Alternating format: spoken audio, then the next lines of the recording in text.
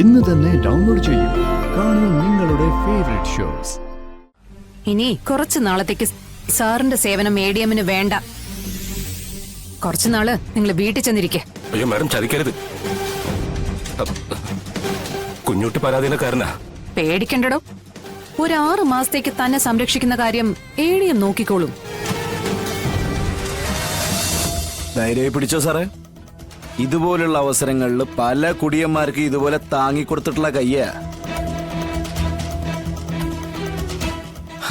പക്ഷെ കള്ളിറങ്ങി കഴിയുമ്പോ നമുക്കിട്ട് താങ്ങാൻ വന്നേക്കരുത്. പിടി സാറേ.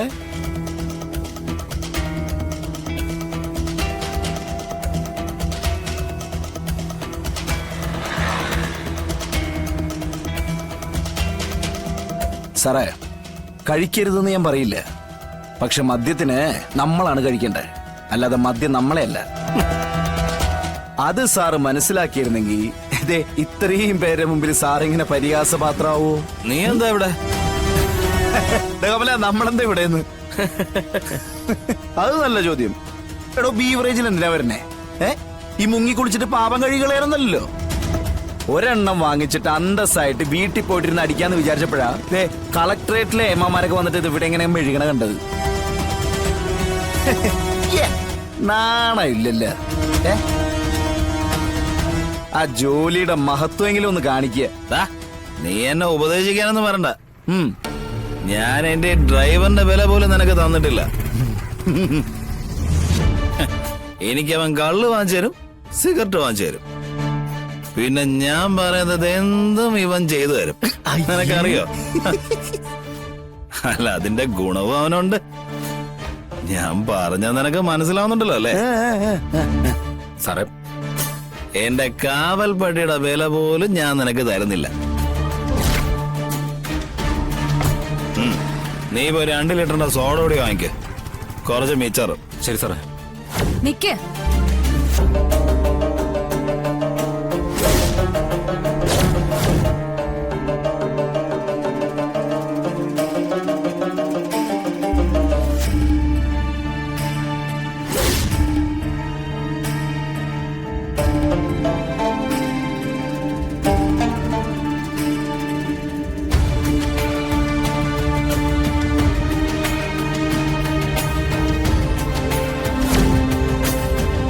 എന്താ തന്റെ ജോലി?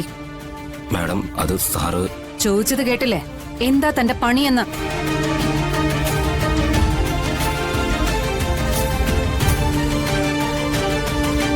തന്റെ ഡ്യൂട്ടി അവസാനിക്കാൻ ഇനിയും 10 മിനിറ്റ് കൂടിയുണ്ട്.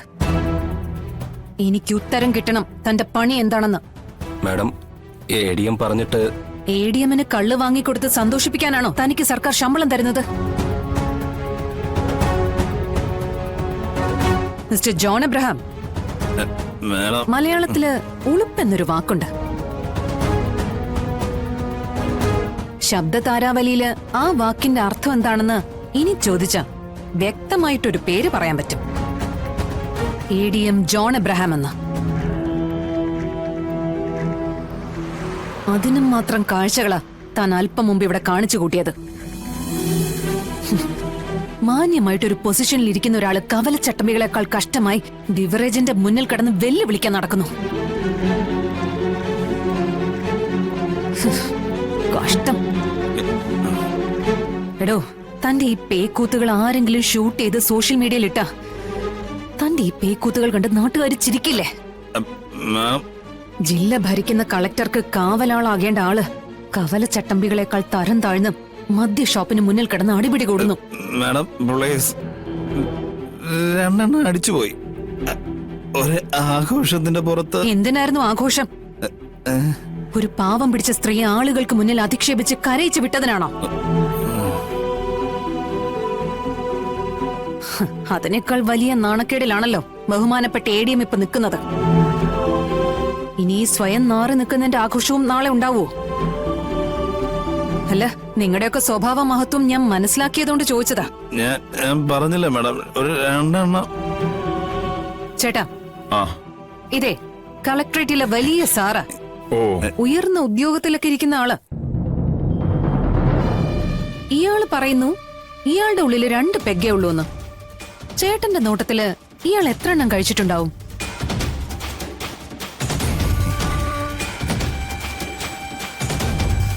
കൃത്യമായിട്ട് പറഞ്ഞ 6 എണ്ണം.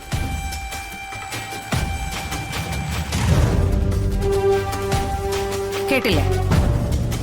കൃത്യം കണക്ക്. ഇല്ലെങ്കിൽ വീട്ടിൽ പോയിരുന്ന് കൃത്യം കണക്കെടുക്ക്. എന്നിട്ട് സ്വയം ബോധ്യപ്പെട്ട് നന്നാവാൻ പറ്റുമെങ്കിൽ നന്നാവാൻ നോക്ക്. ഇല്ലെങ്കിലേ ഈ ജന്മം പാഴ.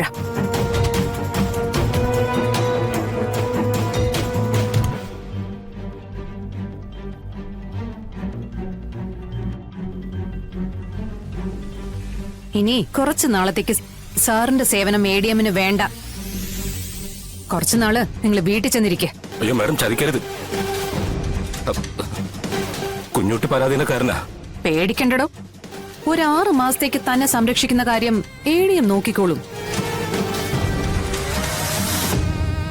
ഇയാൾക്ക് വേണ്ടിയാണല്ലോ താൻ ബലിയാടായത്. ആശ്രിതനല്ലേ? കാവൽപ്പട്ടി എന്നാ ADM പറഞ്ഞത്. അതിന്റെ നന്ദി തന്നോടും കാണിക്കണമല്ലോ.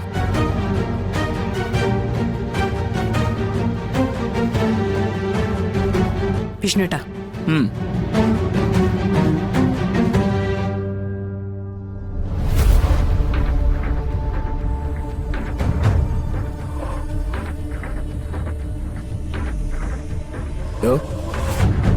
എന്റെ അമ്മയെ അപമാനിച്ചിന് നിന്നെ ഇവിടെ ഇട്ട് പട്ടിയെ പോലെ തല്ല എനിക്ക് അറിയാഞ്ഞിട്ടല്ല.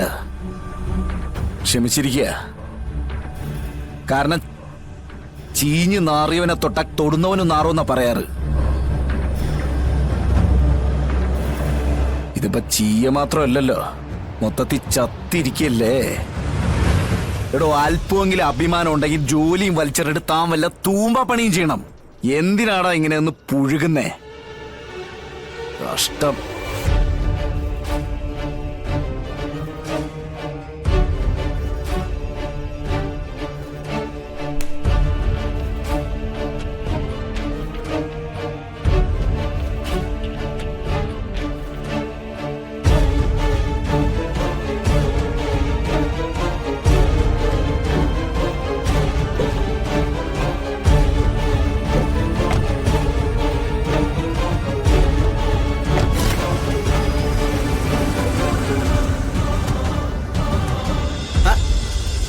ഇനി വേണമെങ്കിൽ പെട്ടെന്ന് പൊട്ടിച്ച് 2 എണ്ണം അടിച്ചോ. ഈ നാറ്റങ്ങ് മാറി കിട്ടും. എന്നാ ശരി.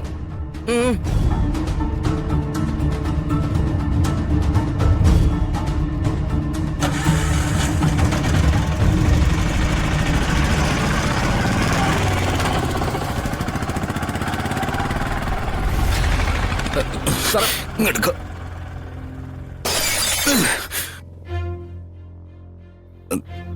ശ്ശേ.